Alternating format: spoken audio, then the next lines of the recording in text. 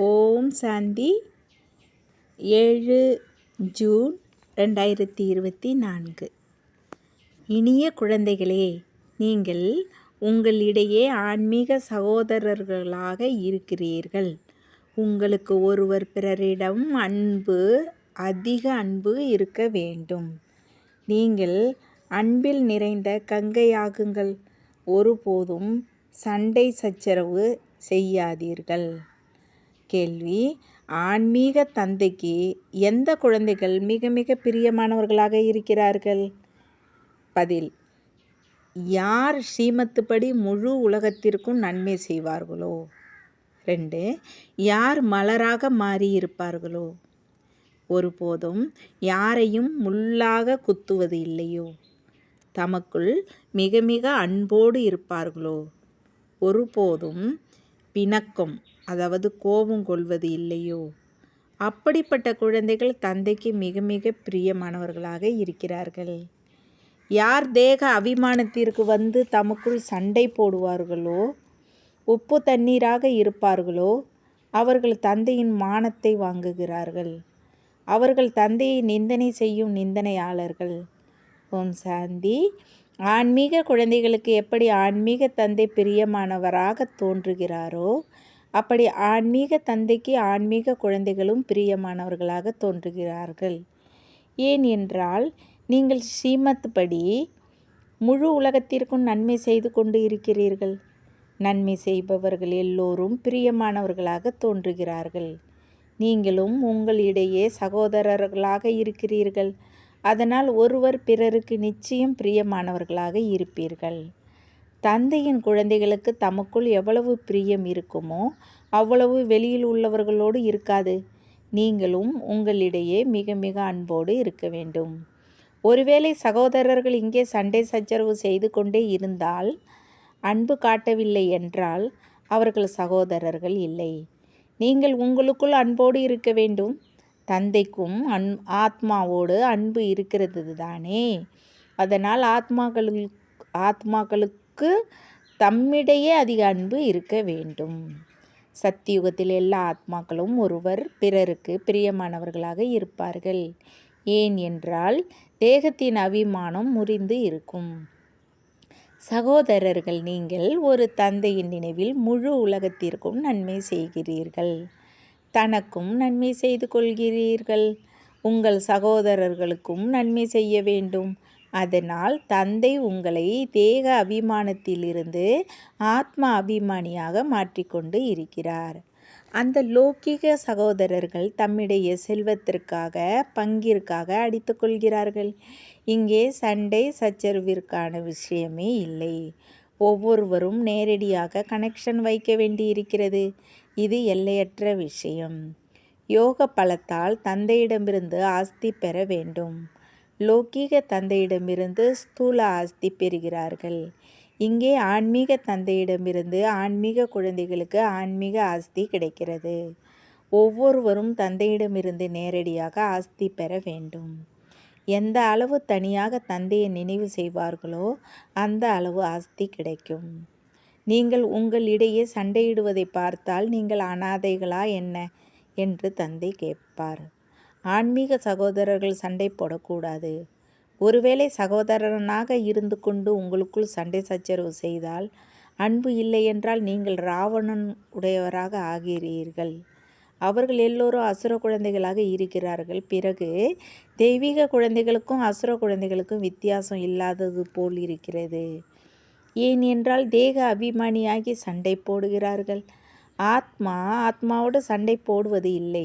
அதனால் இனிமையிலும் இனிமையான குழந்தைகளே, உங்களுக்குள் உப்பு தண்ணீராக இருக்காதீர்கள் என்று தந்தை சொல்கிறார்.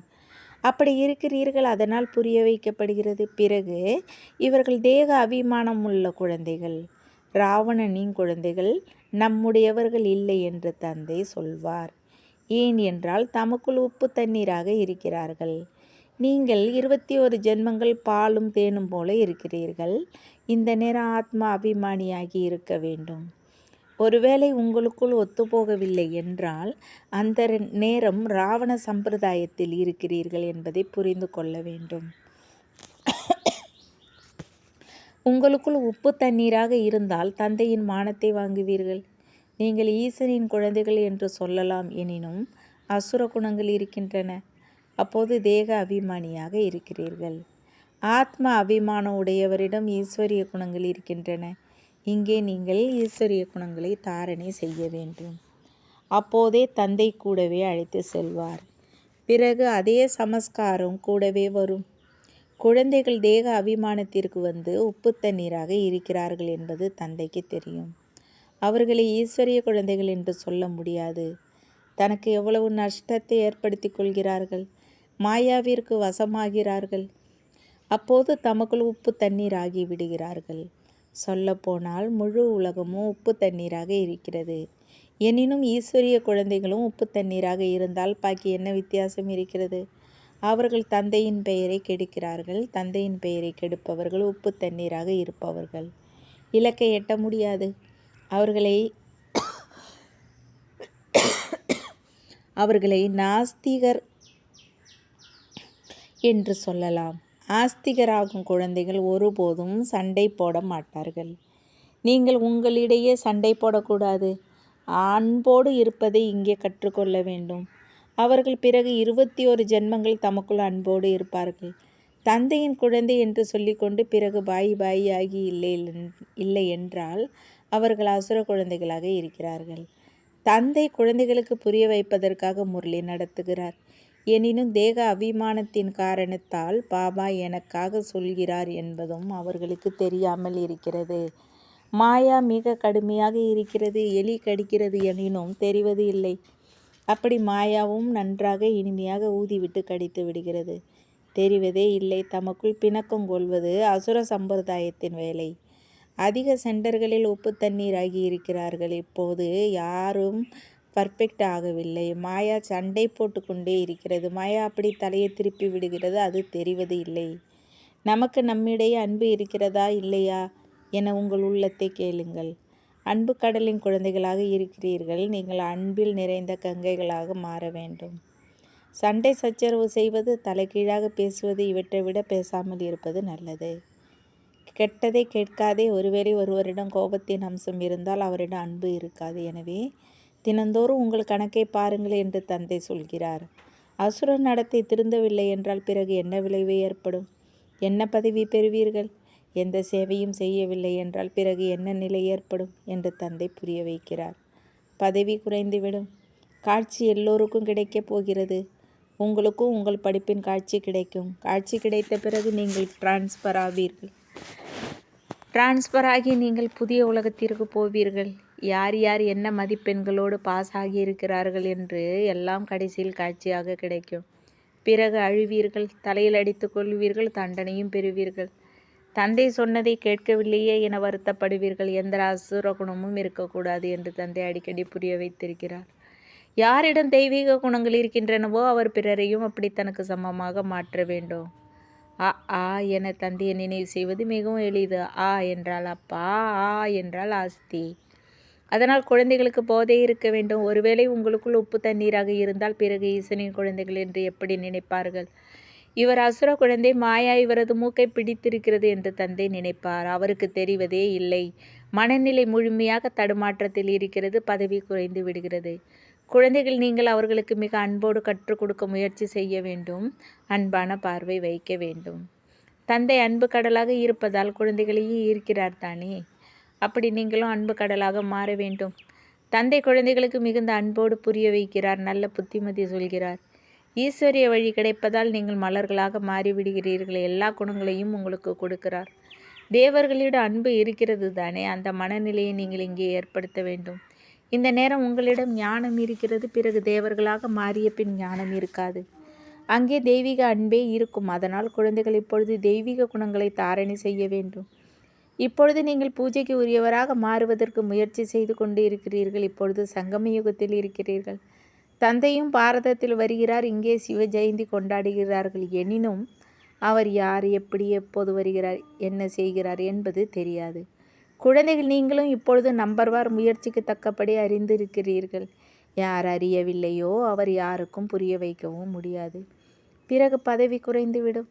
பள்ளியில் படிப்பவர்களிடம் சிலரது நடத்தை கெட்டுப்போய் விடுகிறது. ஒருவரிடம் எப்போதும் நல்ல நடத்தையே இருக்கிறது. ஒருவர் பிரசன்ட் ஆகிறார், ஒருவர் ஆப்சண்ட் ஆகிறார். இங்கே யார் சதா தந்தையை நினைவு செய்கிறாரோ, சுய தரிசன சக்கரத்தை சுட்டுகிறாரோ அவரே பிரசன்ட். அமர்ந்தாலும் எழுந்தாலும் நீங்கள் உங்கள் சுய தரிசன சக்கரதாரி என்று உணருங்கள். மறந்தால் ஆப்சண்ட் ஆவீர்கள். எப்பொழுதும் நிரந்தரமாக பிரசன்ட் ஆவீர்களோ அப்போதே உயர்ந்த பதவி பெறுவீர்கள்.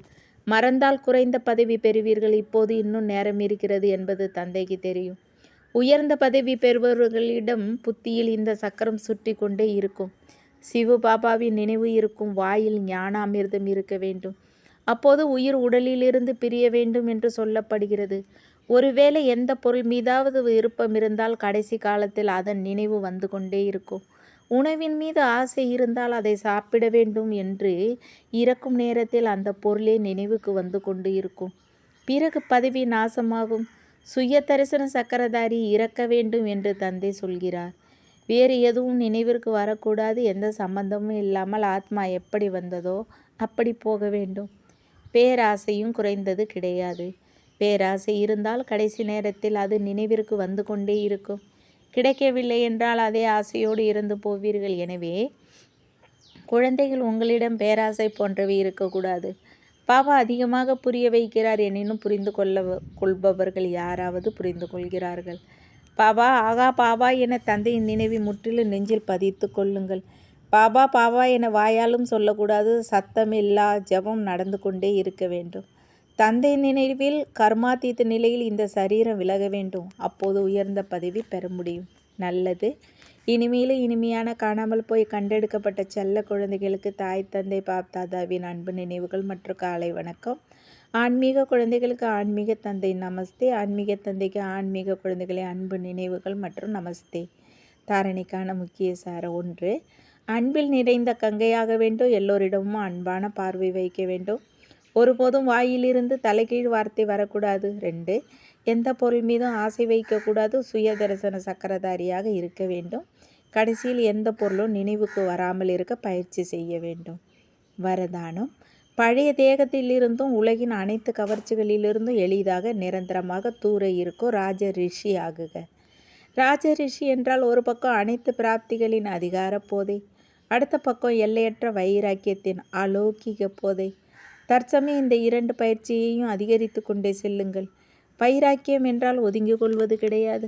ஆனால் அனைத்து பிராப்திகளும் இருந்த போதும் சாதாரண கவர்ச்சி மனம் புத்தியை தன் பக்கம் இருக்கக்கூடாது. எண்ணத்தில் கூட அனிமைத்தனம் இருக்கக்கூடாது. இப்படி இருப்பவரை ராஜ ரிஷி, அதாவது எல்லையற்ற வைராக்கிய உடையவர் என்று சொல்லுவார்கள்.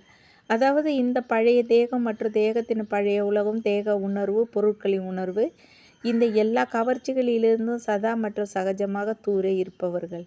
ஸ்லோகன். அறிவியல் சாதனங்களை பயன்படுத்துங்கள், ஆனால் அவற்றை உங்கள் வாழ்வின் ஆதாரமாக மாற்றாதீர்கள். மாதேஸ்வரி மதுர மகா வாக்கியம் பாருங்கள். கௌரவர்களுக்கும் பாண்டவர்களுக்கும் குருஷேத்திரத்தில் சண்டை நடந்ததாக மனிதர்கள் சொல்கிறார்கள்.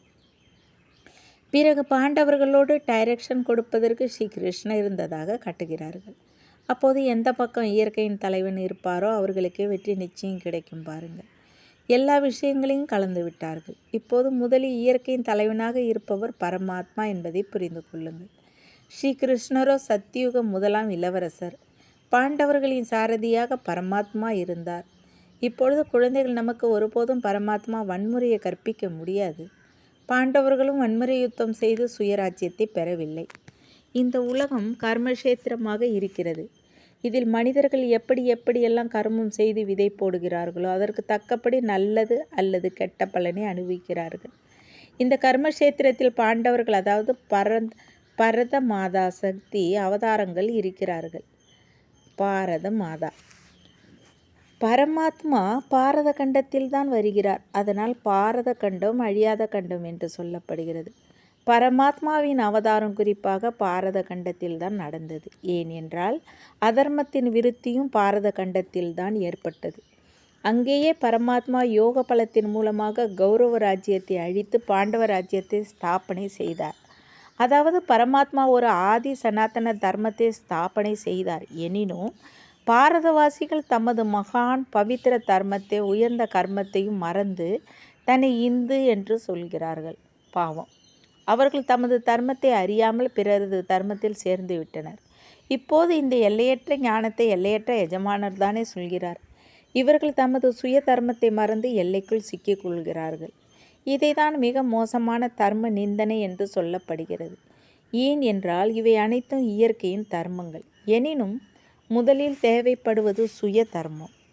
அதனால் நான் ஆத்மா சாந்த ஸ்வரூபம் என்பது ஒவ்வொருவரின் சுய தர்மம். பிறகு தனது இயற்கையின் தர்மமாக இருப்பது தேவதா தர்மம். இந்த 33 கோடி பாரதவாசிகள் தேவர்களாக இருந்தார்கள். அதனால்தான் அநேக தேக தர்மங்களை தியாகம் செய்யுங்கள், அனைத்து தர்மங்களையும் தியாகம் செய்யுங்கள் என்று பரமாத்மா சொல்கிறார். இந்த எல்லைக்கு உட்பட்ட தர்மங்களால் எவ்வளவு கிளர்ச்சிகள் ஏற்பட்டு விட்டன. அதனால் இப்பொழுது இந்த எல்லைக்கு உட்பட்ட தர்மங்களிலிருந்து வெளிவந்து எல்லையற்றதற்கு போக வேண்டும். அந்த எல்லையற்ற தந்தை சர்வசக்திவான் பரமாத்மாவோடு யோகம் வைக்க வேண்டும்.